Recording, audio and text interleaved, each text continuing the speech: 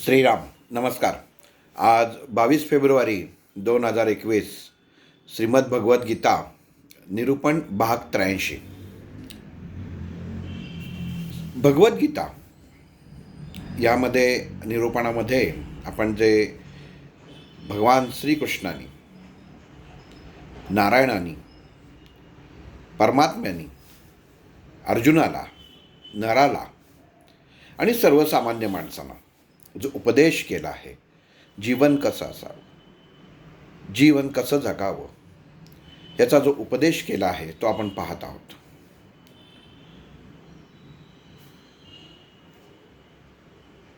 प्रत्येक योग पाहताना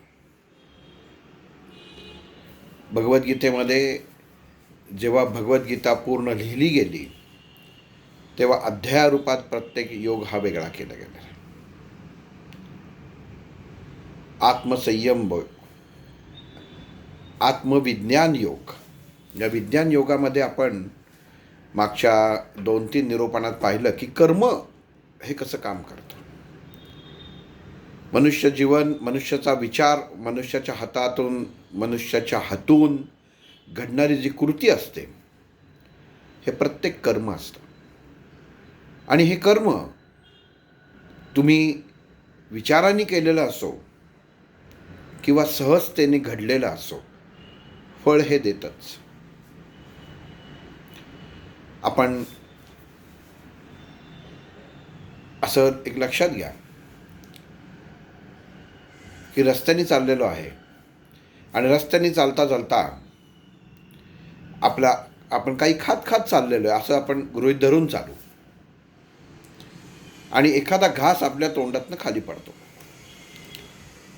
आणि हा घास जेव्हा खाली पडतो तेव्हा आपण तो काय रस्त्यावरती जमिनीवर पडलेला घास उचलून परत काही तोंडात टाकत नाही. एक तर आपण तो हाताने रस्त्याच्या बाजूला नेऊन ठेवतो, कारण कोणाचा पाय पडू नये अन्नावर म्हणून, या हेतूने. आणि होतं कसं की एखादा ते बाजूला ठेवल्या कावळा पक्षी, कोणीतरी असा पक्षी येतो आणि तो घास पटकन खातो,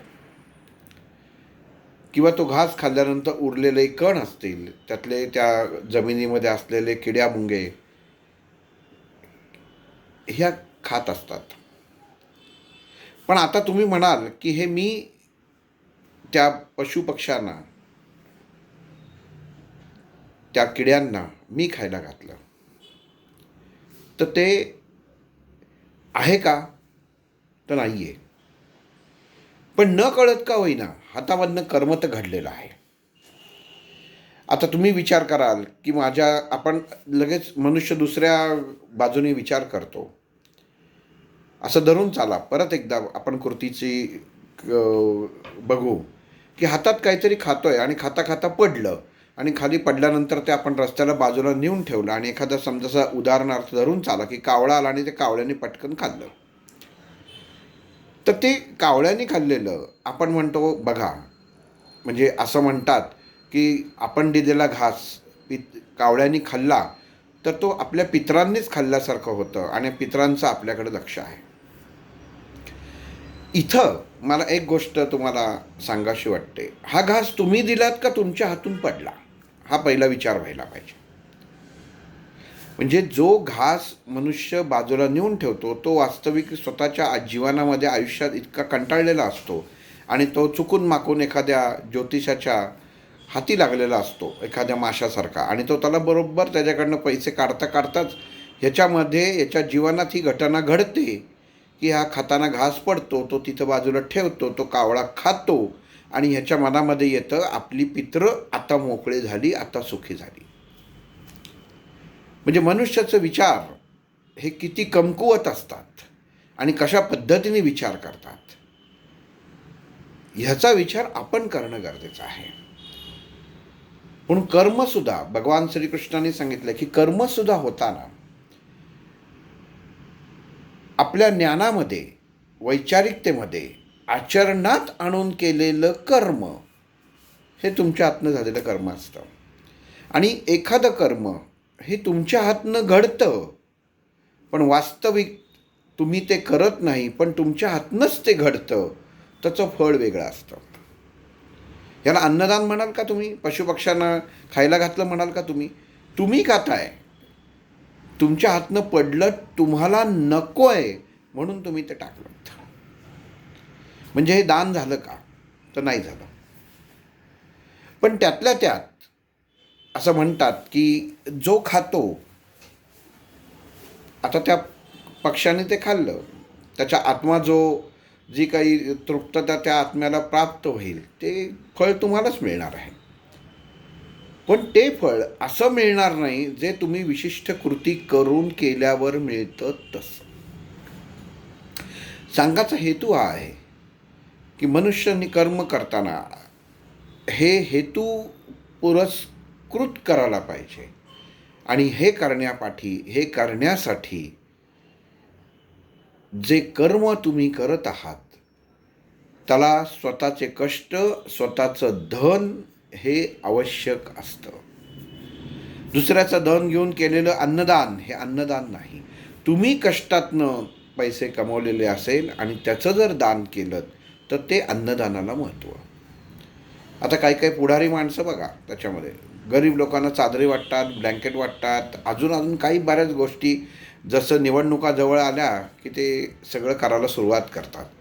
पण मग हे कर्म पुण्यात्मक समजायचं का? आता जो पांघरतो तो त्या क्षणाकरता म्हणतो की वा वा वा वा, अमुक जणांनी मला इतकी थंडी वाजत होती, अगदी वेळेत मिळालं. तर मग हे पुण्य त्या उमेदवाराच्या खात्यामध्ये जमा होईल का? विशिष्ट कारण, मला ह्याचं फळ प्राप्त व्हायलाच पाहिजे ह्या विचारांनी त्यांनी केलेली ती कृती असते आणि ते फळ त्याच्या खात्यामध्ये प्राप्त होत नाही. आणि जरी झालं तरी तेवढं त्याला त्या फलाची प्राप्त्यर्थी होत नाही जेवढं सहजतेने स्वतःच्या कष्टाने तो करतो. आता एखादा माणूस याच्यामध्ये प्रश्न उत्पन्न करू शकतो ही कृतीच आहे. अगदी बरोबर आहे, कृतीच जरी असलं तरी एखाद्या स्त्रीला लग्न झाल्यानंतर त्या स्त्रीचं शारीरिक संभोग करणं आणि एखाद्याचा स्त्रीचा अबलेचा फायदा घेऊन तिच्यावरती जबरदस्ती करणं ही कृती बघायला एकच आहे ना, पण दोन्हीची फळं ही वेगवेगळी आहेत. समजून घेतलं पाहिजे. उदाहरण मुद्दामून दिलं, कारण काय आहे की आत्ता समाज ज्या उंबरठ्यावरती उभा आहे, आत्ता ज्याची नितांत गरज आहे ही इथंच आहे. कारण येणारी पिढी, आत्ता असणारी युवा पिढी ही कुठलीच गोष्ट गांभीर्याने घेत नाही आहे. आज आपण पेपरमध्ये पाहतो की निधन वार्तामध्ये जे काही फोटो पाहतो त्याच्यामध्ये वयाची जर आपण बघितलीत तर 38, 40, 42 ही माणसं, किंवा चौकांमधनं जाताना एखाद्या तरुण मुलाचा फोटो लावलेला असतो आणि तिथे दिलेलं असतं की अमुक तू लवकर सोडून गेलास वगैरे वगैरे. त्याच्यामध्ये म्हणजे कारण काय? तर मुलाचं कारण आहे का? तर नाही. मग आपण काय स्वीकारलं, आपण कसं वागलो आणि त्याचं फळ आपल्याला काय मिळालं, तर हे मिळालं. दारू नुसतीच पिण्यासाठी ही वाईटच असते, पण हे जर जेव्हा तुमचं चौकामध्ये एका फलकावर फोटो लावून नंतर मग लोकांनी पाठीमागं म्हटलं तर काय उपयोग आहे का? काहीच नाही. म्हणजे सांगायचं तात्पर्य काय की भगवंतांनी जे प्रत्येक गोष्ट या भगवद्गीतेत सांगितलेली आहे कर्माच्या बाबतीत, हे कर्म आपण नीट समजून घेणं गरजेचं आहे. मागच्या वेळी जसं एका गोष्टीत सांगितलं की वाघाला कसं की तो त्या चिखलात अडकलेला असतो आणि मूळ त्याचा स्वभाव काय की मारून खाणं हाच त्याचा स्वभाव असतो, त्याला कोण बाहेर काढणार. तसं प्रत्येक माणसाचं झालेलं आहे. मनुष्याचा स्वभाव आज हिंस्त्र बनत चाललेला आहे. ह्याला कारण काय? तर स्वाध्यायाची बैठक नाही. स्वाध्यायाची बैठक नाही. म्हणजे आपणच आपल्याला ओळखत नाही. अहंभाव शरीरामध्ये, मनामध्ये इतका जागृत असतो की ह्याच्या भोवती, आपल्या ब्रह्मांडाभोवती, आपल्या सभोवताली काय घडतंय हे कळतच नाही. आणि म्हणून मग या ज्ञानविज्ञान योगमध्ये भगवंतांनी शेवटच्या काही ओव्यांमध्ये असं सांगितलेलं आहे की स्वाध्याय म्हणजे आपण जेव्हा एखादी गोष्ट आपण म्हणतो अध्यात्म म्हणजे काय, भगवान श्रीकृष्णांनी अर्जुनाला या ज्ञानविज्ञान योगामध्ये सांगितलं आहे. अध्यात्म म्हणजे काय, आधी अधिक आत्मा. आधी म्हणजे काय, चढत जाणारं, आणि आधी म्हणजे काय, तो उतरत जाणारं. हे दोन्ही गोष्टी आहेत. अधिक मास. तर आधी ही गोष्ट अधी, धनुष्यातला ध, अधी नाही, अधी अधिक आत्म. आत्म म्हणजे आपण. मग हा हात कोणाचा हलतोय, तर आपण म्हणणार आहे का हा हात माझ्या आत्म्याचा हलतोय, तर नाही. मी काय म्हणणार, हा माझाच हात आहे, हा माझा हलतोय, म्हणजे मी आहे. पण मी कुठं आहे, तर मी बाहेर आहे. नीट समजून घ्या. ज्ञानविज्ञान योगामधले शेवटचे 5-6 श्लोक अतिशय महत्त्वाचे आहेत. मागच्या वेळी कर्म याची 1-2-3 उदाहरणं देऊन आपल्याला सांगायचा प्रयत्न केलेला आहे. आणि आता इथं जेव्हा अर्जुन भगवान श्रीकृष्णाला प्रश्न विचारतो की अध्यात्म म्हणजे काय, कर्म म्हणजे काय, ध्यान म्हणजे काय, हे समजण्यासाठी ह्या ओव्या समजणं खूप गरजेचं आहे. अध्यात्म या शब्दाची फोडच पहिली कळणं जी भगवान श्रीकृष्णाने सांगितलेली, आधी अधिक आत्मा. मग आत्मा आपल्या भोवती जे आहे हे सर्व ब्रह्मांड आहे. माझ्या डोळ्यावरचा चष्मा, हातामधलं हा गंडा, शर्ट, हा बाहेर आत्ता ज्याच्यावर रेकॉर्डिंग होते तो फोन, माझ्या पाठीमागं असलेली भिंत, पाठीमागं फिरणारा दिसणारा तो पंखा, हे सगळं ही ब्रह्मांड आहे. आणि हे माझ्या भोवती फिरतंय असं म्हणता येईल का, तर नाही. तर आपण या ब्रह्मांडात आहोत आणि त्याच्यामध्ये मी आहे, आणि मी हा बाह्य आहे, आणि आत्म हा वेगळा आहे. आधी आत्म, आधी म्हणजे हे जे बाहेर आहे ना त्याला आधी म्हटलेलं आहे, वाढलेलं आहे. हे ब्रह्मांड आहे. अर्जुनाचं आणि कर्णाचं जे युद्ध झालं ते अर्जुनसुद्धा ब्रह्मच होता, कर्णसुद्धा ब्रह्म होता. अर्जुनाचा बाणसुद्धा ब्रह्म होता, कर्णाचा बाणसुद्धा ब्रह्म होता. ज्या बाणाने अर्जुनाने कर्णाचा वध केला तो बाण ही ब्रह्मच होता. म्हणजे काय, हे कर्मच आहे, आणि ब्रह्म हेच कर्म आहे. आपण जे प्रत्येक गोष्ट बाहेर आहे हे कर्म आणि ब्रह्मांड हे एकमेकाला जुळून आलेलं आहे. आणि त्याच्यामध्ये आपण आपलं शरीर आणि आपल्या शरीराभोवती फिरणारं हे ब्रह्मांड आणि त्याच्यामध्ये असलेला आत्मा हा आपल्याला ओळखायचा आहे. अध्यात्म म्हणजे काय, की या ब्रह्मांडात राहून, या बाह्यतामध्ये राहून, या बाह्य जगात राहून अंतर आत्मा मला ओळखायचा आहे, त्याला अध्यात्म म्हणतात. हे भगवान श्रीकृष्णाने अर्जुनाला सांगितलेलं आहे की आत्म्याची ओळख होणं खूप गरजेचं आहे. आणि का गरजेचं आहे, की हे अर्जुना, हा श्रीकृष्ण, हा मी तुझ्यासमोर जो उभा आहे, हाही मी तुला सांगतोय की तू माझ्यात सामील हो. मी परमात्म्याचा अंश आहे, तरी मी आता आत्मरूपी देह धारण केलेला आहे. हा माझा अवतार म्हणजे एक कुठला तरी मी देह धारण केलेला आहे. त्यामुळे माझं सांगण्यावरती पुढे ह्या युगांमध्ये माणसांचा विश्वास असेलच असा नाही, पण माझ्या आतमध्ये, तुझ्या आतमध्ये हा जो आत्मा, हा जो परमात्म्याचा जो अंश आहे, जो माझाच आहे, तोच सर्वस्व आहे आणि तोच ओळखाचा आहे. ज्ञानेश्वर माऊलींनी जगाला सांगितलं, ज्ञानेश्वरी सांगितली, किती जणांना पटली? तेव्हाच्या महायोग्यांना पटली, तेव्हाच्या इतर काही विघ्न संतोषी लोकांना पटली नाही. सांगितली कोणी होती? ज्ञानी याचा राजा, महाविष्णूचा अवतार. महाविष्णू म्हणजे परमात्म्यानेच सांगितली, पण तरी पटली का? नाही सांगितली. का नाही पटली? देह धारण केला होता. देह धारण केला म्हणजे बाह्य निर्माण केलं, म्हणजे ब्रह्मांड निर्माण केलं. आणि या ब्रह्मांडाचा मध्ये जो अधिपती आहे हा आतमध्ये शरीराच्या बसलेला आहे. हा लोकांना दिसत नाही बाहेर बसून, तो ओळखायलाच लागतो. आणि तो जर ओळखणं गरजेचं असेल, तो ओळखायचा जर असेल तर त्याच्यासाठी मनुष्याला आपल्याला अंतर्मनाशी आपली जोड, आपली सांगड असणं गरजेचं आहे. हे भगवान श्रीकृष्णांनी अर्जुनाला इथं सांगतायत ज्ञानविज्ञान योगामध्ये. अध्यात्म म्हणजे काय हे सांगताना सांगतायत. अध्यात्म शब्दाचा अर्थ काय ते सांगताना सांगतायत. अधिक आत्मा वाढत जाणार आहे, ब्रह्मांड वाढत जातं. आत्मा तोच असतो. मनुष्य जेव्हा जन्म घेतो तेव्हा जो सूक्ष्मता असते, ते जे तेज असतं, असं नाही होत की जन्मतात आत्मा एवढंसा असतो आणि मोठा देह झाल्यानंतर आत्मा एवढा होतो. तसं होत नाही. आत्म ही ज्योत आहे. किती कण आहे, किती सूक्ष्म आहे ते माहीत नाही. ज्योत आहे एवढं निश्चित आहे, खात्री आहे. आपण श्वास सोडतोय म्हणजे आपली आत्मज्योत व्यवस्थित आत्ता चालू आहे. ती तेजोमय आहे, ती प्रकाशमान आहे, हे अगदी निश्चितच आहे. पण आपण समजून घेताना 100 गोष्टी वाचल्या, 100 पारायणं केली, 100 कीर्तनं ऐकली, प्रवचनं ऐकली, पण जर ह्या आतमधल्या आत्म्यावरती जर बदलच झाला नाही.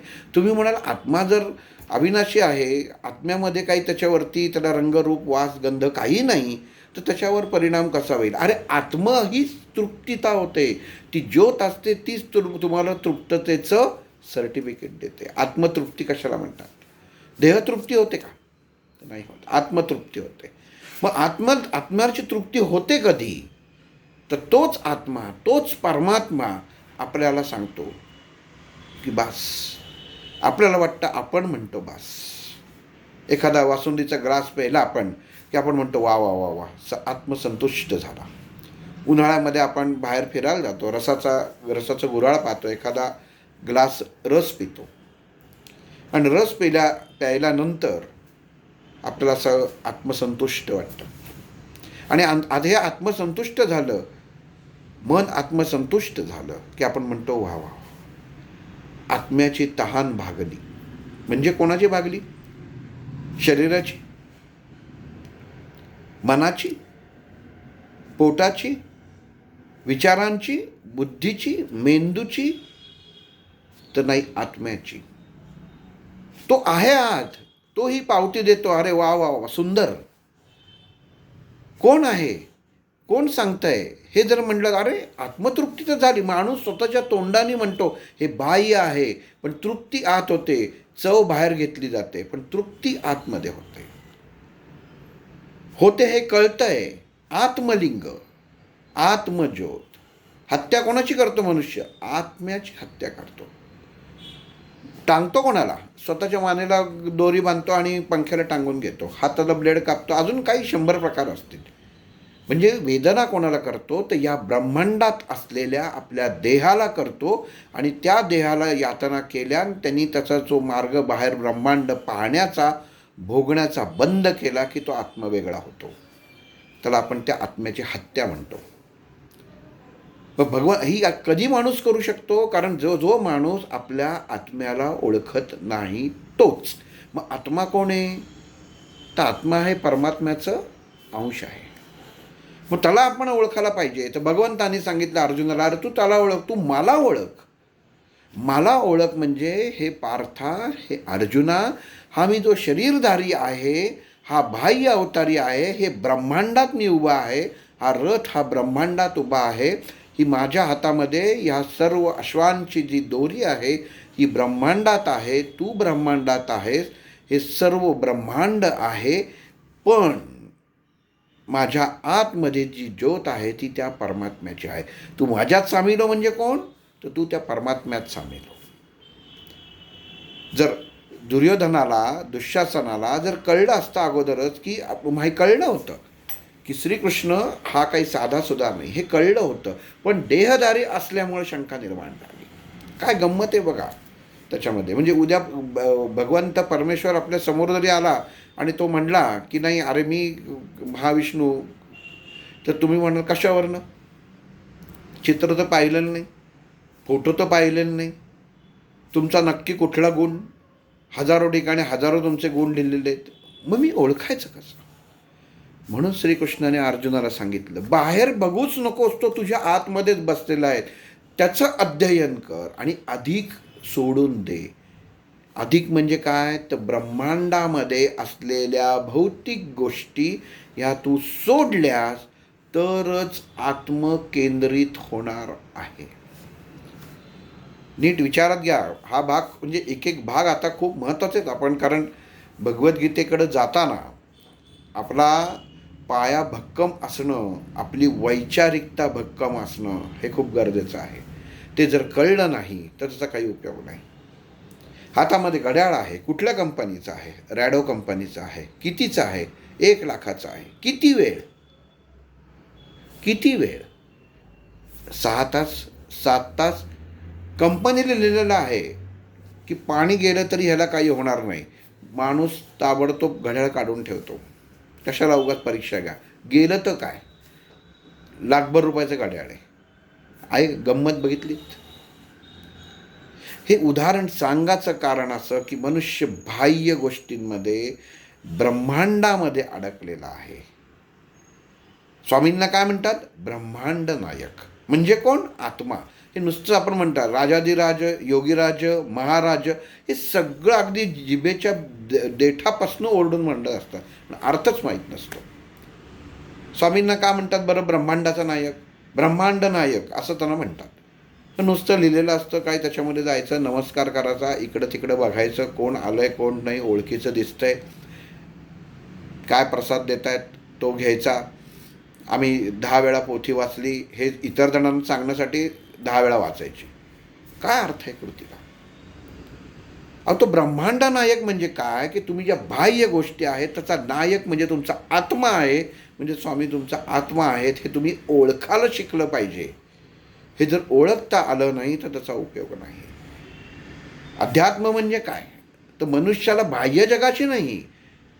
रामाने काय केलं, श्रीकृष्णाने काय केलं, या आपले ग्रंथ काय सांगतात, आपली सूत्र काय सांगतात, आपली स्तोत्र काय सांगतात, आपले वेद काय सांगतात, हे जाणून घेणं अध्यात्म नाही, तर तुम्ही स्वतःच्या आत्म्याला जाणून घेणं म्हणजे अध्यात्म आहे. आणि ह्याच्यासाठी हा जो बाह्य ह्या ब्रह्मांडामध्ये ज्या गोष्टी आहेत त्याचा तुम्ही उपयोग करू शकता. मनुष्याला जर ह्या आत्म्यापर्यंत जायचं जर असेल तर त्याचं ज्ञान असेल तर तुम्हाला ते बाह्य गोष्टीतनं मिळतं. जेव्हा फणस, याच्या फणसामधलं जर तुम्हाला तो मधुर गरा खायचा असेल तर तुम्हाला पहिल्यांदा काटे बाजूला करावं लागतात, हाताला तेल लावायला लागतं, जय सुरणी कापणार तिला तेल लावायला लागतं, ते हात चिकट होऊ शकतात. सगळं करून आणि मग 3-4 कृती झाल्या की मग तो गरा हाती लागतो. तसंच परमात्म्याला ओळखण्यासाठी, आपल्या आत्म्याला ओळखण्यासाठी आपल्याला या ब्रह्मांडातल्या फक्त ज्ञानाची गरज आहे. इतर कुठलीही भौतिक गोष्ट, मग ती कितीही रुपयांची महागातली असो, उपयोगी पडत नाही. म्हणून कर्मयोग आणि ज्ञानयोग हे दोन्ही योग हातात हात घालून असतात. ज्ञान असेल तरच कर्म माहिती पडतं, आणि कर्म माहिती असेल, कर्माचा जर स्वीकार केला तरच आत्मीयता इथपर्यंत तुम्ही पोचू शकणार. आम्हाला वेळच होत नाही, आम्हाला लिहायलाच वेळ होत नाही. मी काल 2 दिवसापूर्वीची गोष्ट आहे. एकानं सांगितलं की तुम्ही अमुक अमुक हे थोडंसं लिहा, आणि त्याला लागणारा वेळ होता 1 मिनटं. त्या 1 मिनटासाठी त्यांनी मला 10 मिनटं SMS केले. मग ह्याच्या जागी हे लिहिलं तर चालेल का, ह्याच्या जागी मी हे केलं तर चालेल का, त्याच्या जागी ते केलं चालेल का. म्हणजे 1 मिनटासाठी 10 प्रश्न आणि 10 मिनटं वाया घालवली. म्हणजे उपयोग काय झाला की आत्मीयता नाही. माझे पैसे कुठनं जातील, माझी रजा कुठनं जाईल, माझी रजा वाया जाईल, माझ्यावर अमुक अमुक एवढा कामाचा लोड आहे, मी अधिकारपदावर आहे, मी अधिकारी आहे, मला सर्व घरातली कामं आहेत, मला कंपन्या सांभाळायला लागतात, मला त्याच्यावर अगदी सर्व मान्य आहे. पण या सर्व गोष्टींमध्ये तुम्हाला परमात्म्यासाठी, त्या परमेश्वरासाठी, स्वतःसाठी 10 मिनटं नाहीत, 20 मिनटं नाहीत. आणि मग आठवड्यातनं एकदा कुठंतरी त्याच्यामुळे असं दाखवायचं की आम्ही आठवड्यातनं एकदा 40-50 मिनटं जमतो. काय उपयोग आहे? नित्य देवान सांगितलं का तुला? ठीक आहे का, मग आठवड्यातनं एकदाच मी बघत जाईन तुझ्याकडे. मग आपण तेव्हाच, रोज कशाला? नाहीतर तुलाही वेळ नाही. मग तोपर्यंत मी बाकीच्यांचं कल्याण करतो. मग तुला वेळ होईल तेव्हा मी येईन, असं म्हणलं तर चालेल का? नीट विचार करून घ्या. हे सर्व सांगायचं बोलाचा हेतूच हा की अध्यात्म करताना अधिक आत्म म्हणजे आत्मज्योत, जे शरीरात नसतं, बाह्य शरीरात नसतं, तर ते आपलंच आपल्याला ओळखायला लागतं. आपलंच आपल्याला कळतं. मनुष्याला ओळखणं म्हणजेच अध्यात्म आहे. बाकी भानगडच नाही काही. तेव्हा कळतं. जेव्हा माणसाला एखाद्या गोष्टीचं ज्ञान प्राप्त होतं की नाही, तर तेव्हा त्याला कळतं, अरे मी हे प्राप्त केलं. अरे ते प्राप्त केलं नाही, ती शब्द ओळख तुझ्या मेंदूमध्ये, तुझ्या वैचारिकतेमध्ये होतीच. फक्त त्याची जोडणी व्यवस्थित केली आणि ते आता तुझ्या मेंदूमध्ये बरोबर बसवलेलं आहे. इतकं सोपं त्याच्यामध्ये आहे. मागं एकदा उदाहरण सांगितलं होतं, एकदा परत सांगतो आत्ता ह्याच्यामध्ये. घडलेली घटना. कदाचित काही उदाहरणं ही परत येतात, पण हरकत नाही, आपल्याला त्या अनुषंगाने गोष्टीच्या, कथेच्या, निरूपणाच्या हे ऐकायला पाहिजे. की एक शेतकरी काबाड कष्ट करून मुलाला शिकवतो आणि त्याला फॉरेनला पाठवतो. आणि फॉरेनला गेल्यानंतर मुलगा व्यवस्थित संस्कारित असतो आणि तो एक दिवशी वडिलांना बोलावून घेतो तिकडं. आता फॉरेनमध्ये गेल्यानंतर तिकडं काही मंदिरं असतात, तिकडं सगळे चर्च. आणि वडिलांना काय, शेतकरी असल्यामुळं रोज सकाळी उठून शेतात जायची सवय असते आणि मग देवाला नमस्कार करून ते कामाला लागायचे. पण इथं करणार काय? इथं आपण आता विदेशात आलो आहे आणि इथं त्यांना असं वाटतं की मी कुठल्या तरी तुरुंगात आलो आहे. पण तरी ते मुलाला म्हणतात, तू तुझं काम कर, मी बघतो. आणि असे ते बाहेर फिरत त्या एका चर्चमध्ये जातात. त्यांना आवाज येतो, कळत तर काही नसतं, पण त्यांना कळतं काहीतरी इथं चालू आहे. म्हणून तो शेतकरी त्या चर्चच्या आतमध्ये येतो आणि पाहतो की तिथं प्रार्थना चालू आहे. आता वास्तविक याला ही प्रार्थना कळत नसते. हा तिथं बसतो. पण गंमत कशी असते, मुलाला शिकवलेलं असतं, शेतकऱ्याला इतकं माहिती असतं की तो ABCDEFG झेडपर्यंत म्हणू शकत असतो, इथपर्यंत माहिती असतं.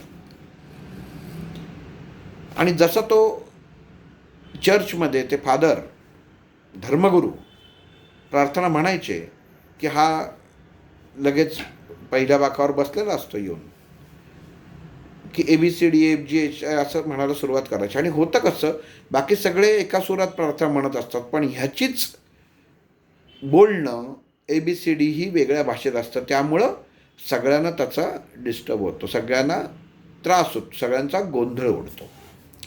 एक दोनदा धर्मगुरू बघतात आणि तिसऱ्यांदा म्हणतात, त्याला थांबवतात ते प्रार्थना, म्हणतात, अरे तू शांत बस, तुला जर प्रार्थना येत नसेल तर तू बाहेर चालू लाग, असं धर्मगुरू त्या शेतकऱ्याला सांगतात. तो शेतकरी बिचारा काही बोलत नाही, शांत बसतो. परत प्रार्थना चालू होते. पण काय असतं की ही भोळी बाबडी इतकी माणसं असतात आणि जेवढा मनुष्य स्वच्छ असतो ना, तो अशा गोष्टींना कधी बीक घालत नाही. परत तसं चालू होतं आणि तो धर्मगुरू शेतकऱ्याला बाहेर काढतो. सगळी प्रार्थना संपते, धर्मगुरू जातात आणि रात्री जीजस त्या धर्मगुरूच्या स्वप्नात येतो आणि धर्मगुरूला सांगतो, आज कित्येक वर्ष झाली तू माझी सेवा करतोयस, पण एवढ्या वर्ष सेवा करून आज पहिल्यांदा मला एक असा भक्त भेटला की तो माझी मनापासून सेवा करतोय आणि मी त्याला प्रसन्न झालोय, तो म्हणजे तो शेतकरी. असं म्हटल्याबरोबर धर्मगुरू त्या जिजसला विचारतात, काय सांगतात जिजस तुम्ही? आम्ही इतकी सुंदर प्रार्थना म्हणतो, ती तुम्हाला भावली नाही आणि तो शेतकरी ज्याला काही शब्दसुद्धा उच्चारता येत नव्हतात आणि त्याची तुम्हाला प्रार्थना कशी भावली? ते म्हणतात, मूर्ख माणसा, अरे जी प्रार्थना तू म्हणत होतास त्यातले पहिले कित्येक शब्द, हे जे प्रत्येक ज्या प्रार्थनेमधली जी ओळ आहे त्यातले शब्द आहेत, हे सर्वच्या सर्व शब्द तो शेतकरी जे म्हणत होता त्यातनंच आलेले आहेत. गंमत बघा, त्यातनंच आलेले आहेत. तुम्ही फक्त काय केलं तर त्याची जोडणी केलीत आणि त्याची प्रार्थना तयार केली, पण त्यांनी मूळ स्वरूपात म्हटली येत नव्हतं तरी त्याचा भाव स्वच्छ होता आणि तोच मला हवा होता. धर्मगुरूला त्याची चूक कळते. दुसऱ्या दिवशी तो त्यांचा पत्ता शोधून त्यांना परत आणतो आणि त्यांची सर्व जाहीर याच्यामध्ये माफी मागतो. उदाहरणात्मक घ्यायचं काय आहे की परमात्मा, सगळं ज्ञान हे आपल्यामध्ये, मनुष्यामध्ये जन्मताच परमेश्वरांनी आपल्याला त्या शरीर इंद्रियांच्या मार्फत, मेंदूच्या मार्फत, वैचारिकतेच्या मार्फत दिलेलं आहे. फक्त त्याच्यावर संस्कार होणं गरजेचं आहे. आणि हे संस्कार हे आपल्याला या ब्रह्मांडातनं, बाह्य युगातनं, बाह्य जगातनं आपल्या मनावरती, आपल्या वैचारिकतेवरती होत असतात. आणि त्याच्या अनुषंगाने आपण आपल्या आत्म्याशी सौदेबाजी करत असतो. कशी हे पुढच्या भागात पाहू. श्रीराम.